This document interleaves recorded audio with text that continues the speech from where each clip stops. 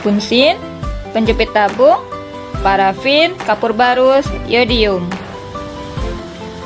Percobaan pertama yaitu pada yodium yang masih berbentuk padat. Bila dipanaskan, yodium akan menguap. Yang kedua, parafin dalam bentuk padat.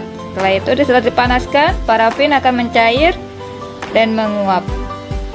Yang ketiga, kapur barus, yaitu perubahannya padat, mencair, dan menguap. Kesimpulan, yodium, kapur barus, parafin merupakan benda padat yang dapat langsung berubah menjadi gas pada suhu kamar tanpa melalui proses mencair dulu. Bahannya sedotan, tabung reaksi, cuciannya diisi air dingin, lilin mainan, dan ketel uap. Nah, coba perhatikan, di situ ada butiran air yang menetes dari sedotan yang disambungkan ke ketel. Setelah air mendidih, uap dari ketel mengalir ke pipa sedotan dan berubah menjadi cair karena didinginkan oleh air es yang berada di bejana kaca. Nah, di sini lihat ada butiran air. Jadi kesimpulannya, benda cair yang dipanaskan akan berubah menjadi gas sampai lebih dari titik didih dan benda akan berubah menjadi cair jika didinginkan.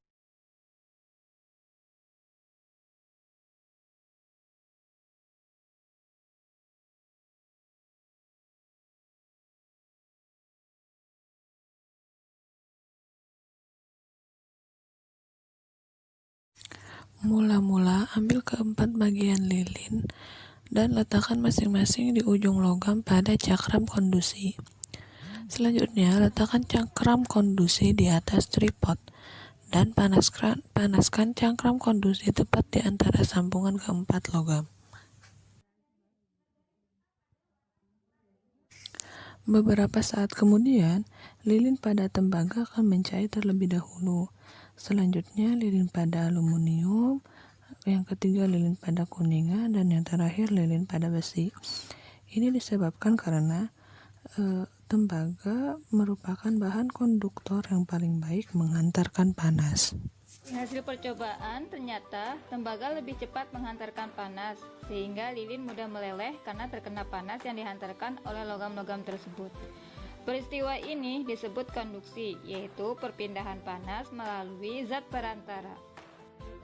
Percobaan 2, konveksi. Kotak konveksi terbuat dari kardus.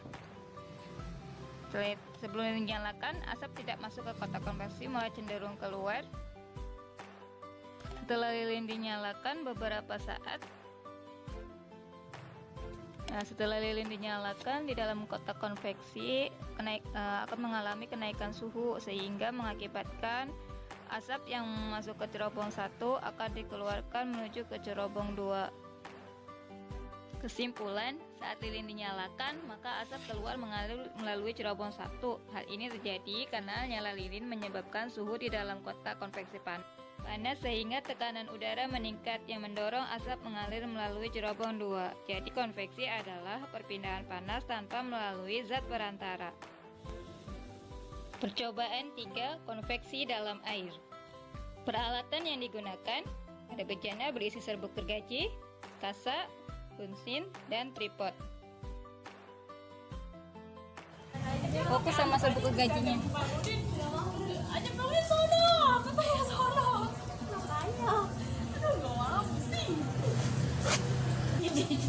Mana aja? Itu di jauh.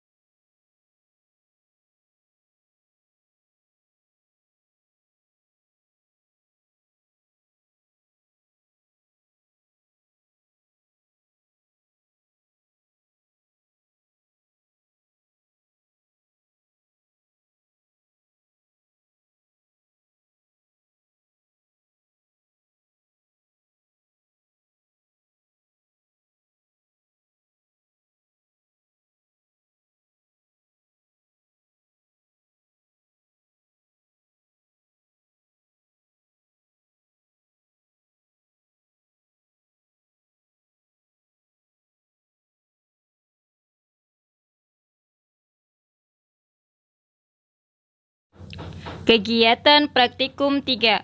Perubahan panas pada suatu zat.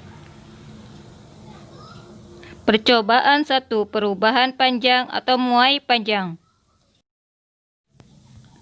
Alat yang digunakan ada statif, kawat tembaga, kapas, spiritus, alat timbangan, dan kawat nikelin.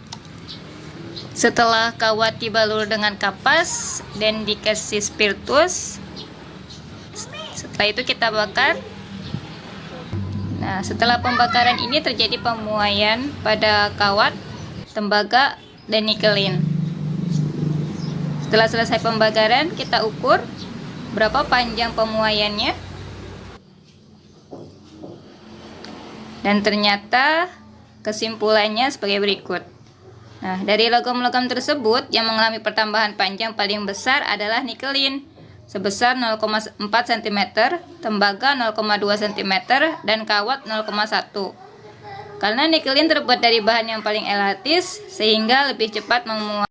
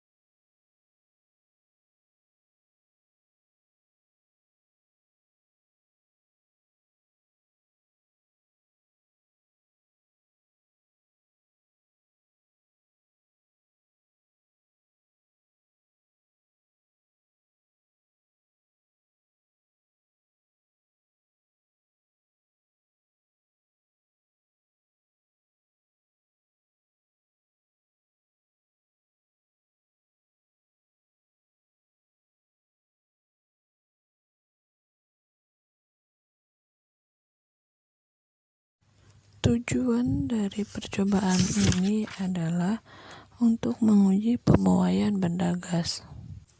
Setelah menyiapkan bahan, selanjutnya kita akan memanaskan botol kosong yang sudah disumbat oleh lilin mainan dengan keadaan pipa sedotan terendam air yang ada di dalam baskom.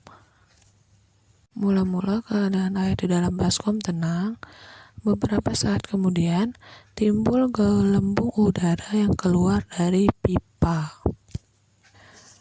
sedotan. Ini terjadi karena benda gas akan memuai jika diberi kalor atau panas.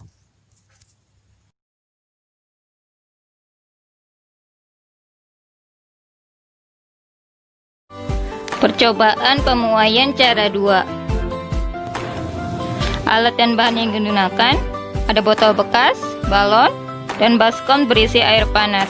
Dalam percobaan ini suhu air panas sekitar 90 derajat Celcius. Posisi balon sebelum dimasukkan ke air panas